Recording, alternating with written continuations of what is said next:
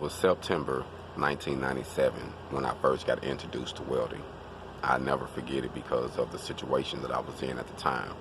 I was in prison, I was 17 years old, and my mom was coming to visit me after me getting from a lockdown. And I had been locked down because I had gotten into a situation with some inmates, well, with a inmate. Got into it with a guy that I had stabbed. It was one of those situations where it was like, do or die. He was going to do me or I was going to do him, and by no means was I was going to walk out of prison a female. It just wasn't going to happen. So I ended up stabbing this guy while I was in prison. It was a lot of times, 9, 13 times or whatever. I kind of just wigged out, you know what I mean? Just like, I'm finna survive, and I just went into it head first.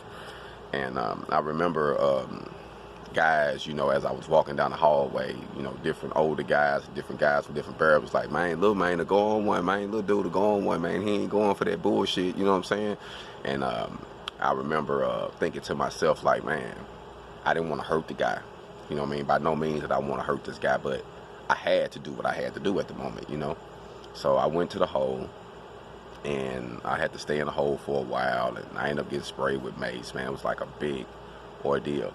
Well, needless to say, my mom was able to come and see me that first week of this happening because I haven't went to court yet. You know, in prison you go to court too, just like, you know, on the street. So I haven't went to court yet, so I was able to have visitation, but it was going to be confined.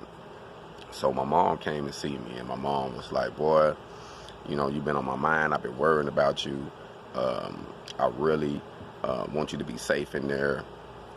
Word got back, you know, to the streets, what happened with you getting into it with that guy in there. And Lil Joe, I'm gonna tell you something. That's what my mom used to call me.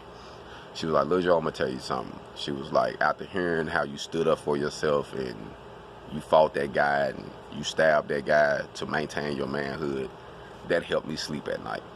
I like, no BS. She was like, I felt like God let me know that he gonna take care of himself. He gonna be all right. I was worried about my baby being incarcerated around all these grown men, and I was just like, man, I hope he be okay. And your actions showed me that you was gonna take care of yourself. You weren't gonna let nobody play you. So, needless to say, she came and she told me, you know, how it made her feel and hoping everything was okay. She was like, man, yeah, we don't need dude to die. We don't want to get you another charge, but at the same time, you was defending yourself. You know, it was self-defense. So, she said, so what are you gonna do once you get out? And I was like, what you mean? She was like, well, you know, after you finish doing this time, I know you don't want to go back to that street life. And I'm like, nah, you know, I need to figure out something to replace that. And she was like, you know what? I've been watching them welders on TV. Them underwater welders make a lot of money, and then you can travel, you can see the world, you can be able to start a business once you get done. And I'm like, for real? She was like, yeah. She was like, I'm gonna send you some stuff. I was like, man, mama, go to the library and print me out some things. So I would say this was 97, you know, before Googling was big, but that's pretty much what she did. If you would use that term nowadays, she went to the library, got some information on welding, and sent it to me.